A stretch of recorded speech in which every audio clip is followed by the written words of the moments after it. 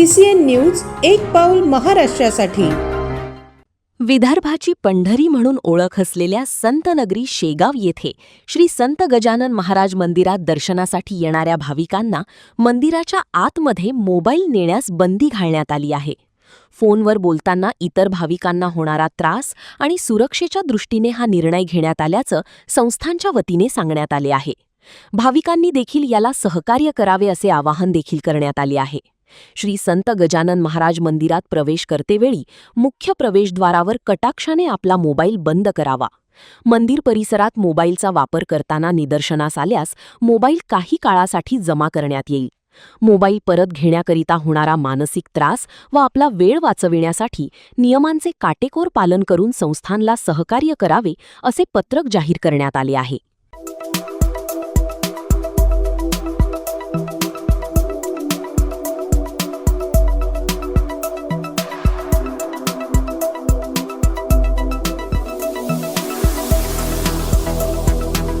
तसेच आपल्या भागातील महत्त्वाच्या बातम्या पाहण्यासाठी CCN न्यूज डेस्क चॅनलला सबस्क्राइब करा आणि बेल आयकॉन प्रेस करा।